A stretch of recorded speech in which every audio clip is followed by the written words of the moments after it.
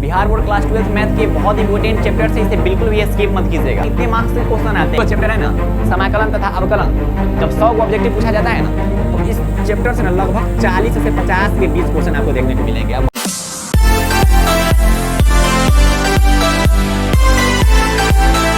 नमस्कार प्यारे प्यारे भाई और प्यारी प्यारी बहनों, आप सभी का स्वागत है आपके अपने इस भैया वाले चैनल पे। तो आज आपके लिए क्लास 12 मैथ का जो VBI चैप्टर्स है, जिससे बिहार बोर्ड सबसे ज्यादा क्वेश्चन पूछते हैं, और कितना नंबर का क्वेश्चन इन सब चैप्टर से पूछेगा उस पर भी कुछ बातें करेंगे और वो भी बताएंगे, और आपको पढ़ना इसे कैसे उस पर भी कुछ बातें करेंगे। तो ध्यान से सुनिएगा।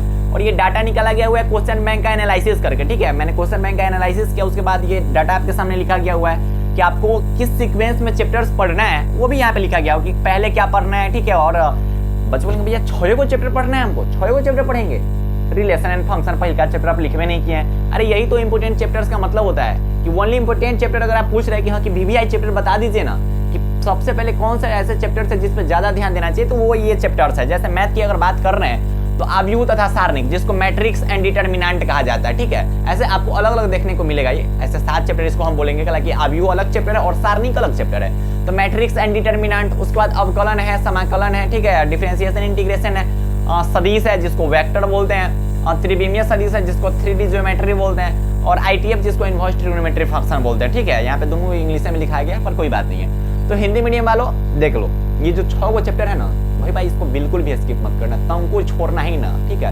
अगर इसमें से कोई ऐसा चैप्टर है जो अभी तक नहीं पढ़े हो ना, तो सबसे पहले उसको पढ़ लो, उसके बाद दूसरा कोई चैप्टर पढ़ना। हालांकि जो चैप्टर है ना इसमें से बताएंगे ना कि कितना % क्वेश्चन आता है, तो सुन के ना दंग रह जाओगे, आपको भरोसा नहीं होगा।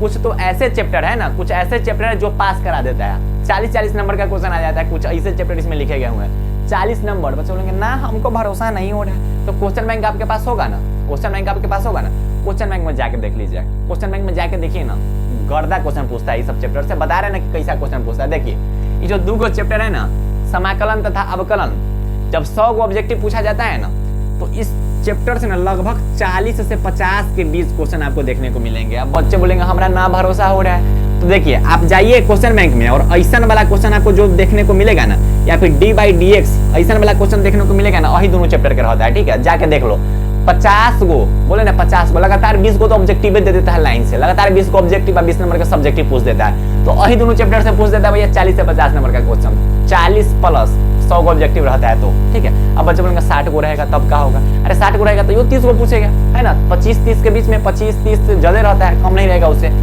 अवयव तथा सारणिक, ये जो चैप्टर है ना, बोले ना कि 20 से 30 के बीच में इसका वेटेज रहता है, ठीक है। अवयव तथा सारणिक का इतना क्वेश्चन पूछा जाता है। तो खैर चैप्टर वाइज हम सब पे बातें नहीं करेंगे, आप क्वेश्चन में देखिएगा तो आपको खुद ब खुद पता चल जाएगा। अगर आप पूछिएगा ना हमसे कितना % पूछता है इस चैप्टर से, अगर 100 ऑब्जेक्टिव रहेगा तो कितना % पूछता है, तो लगभग ना बोलते हैं इसको 80% मानते हैं, ठीक। 80% क्वेश्चन बस इतना से आता है। 80 से क्या 90 तक ले सकते हैं इसको, ठीक है। कि इतना चैप्टर भी कोई पढ़ के ना 90 स्कोर कर सकता है, इतना चैप्टर पढ़ के, ठीक है।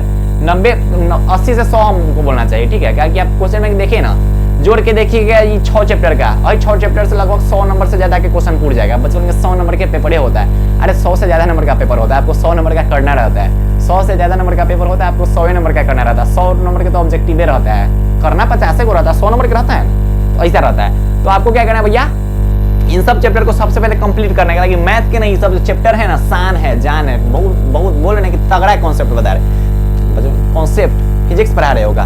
तो यहाँ पे ये जो चैप्टर है आपको सबसे पहले इसे कंप्लीट करना है। 80% से 90% क्वेश्चन मायने रखता है, 80 से 90 नंबर मायने रखता है मैथमेटिक्स में। अगर कोई 6 को चैप्टर से बोल रहा है तो आपको मानना होगा।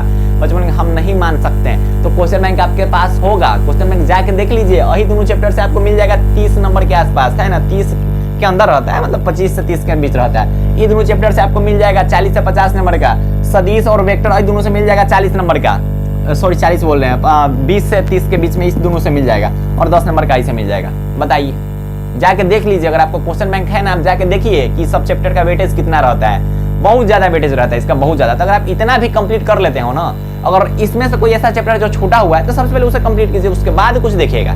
तो इन सब चैप्टर को बिल्कुल भी स्किप मत कीजिएगा और इन सब चैप्टर पे बढ़िया प्रैक्टिस करना, बढ़िया रिवीजन करना। अगर इनमें से कोई चैप्टर ऐसा है कि आपको लग रहा है भारी, तो उसको फिर से एक बार पढ़ लो, उस चैप्टर को छोड़ना मत, ठीक है। 6 में से कोई ऐसा चैप्टर छूटना नहीं चाहिए और इस 6 में से कोई ऐसा चैप्टर नहीं होना चाहिए जो आपको भारी लगना चाहिए, ठीक है। भारी लग रहा है तो फिर से उसको जाके पढ़ो, कंप्लीट कर लो। कि बहुत बोले ना कि ये जड़ है, मैथ का स्थान है, ये सब चैप्टर को बस पढ़ के तुम अच्छा स्कोर कर सकते हो, 90+ स्कोर कर सकते हो।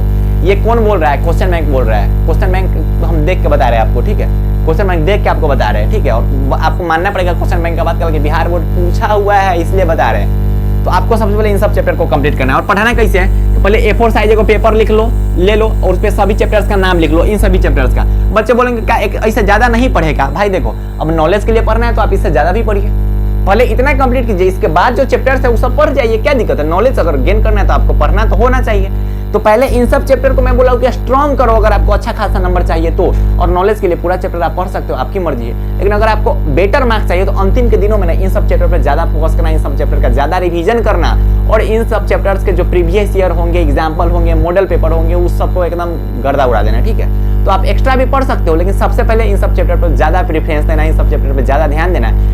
कि ये क्या है? बहुत ज्यादा इंपॉर्टेंट चैप्टर, बहुत ज्यादा, सबसे ज्यादा क्वेश्चन इसी सबसे पूछे जाते हैं, ऐसा क्वेश्चन बैंक भी बोलता है और मैं भी बोल रहा हूँ। अब जाके क्वेश्चन बैंक देख लो, उसके बाद आप भी बोलिएगा, ठीक है। तो इन सब चैप्टर को आप स्ट्रॉन्ग कीजिए, ठीक है। A4 साइज पेपर पे लिख लीजिए जो चैप्टर कंप्लीट है। या फिर कुछ ऐसे स्टूडेंट होंगे जो चैप्टर कंप्लीट कर लिए होंगे, फिर भी उनको लग रहा हो कि ना ये हमारा ना एक क्वेश्चन नहीं बनता है, तो फिर से उसको पढ़ लो एक बार, छोड़ना नहीं। 6 में से कोई चैप्टर छूटना नहीं चाहिए, ठीक है।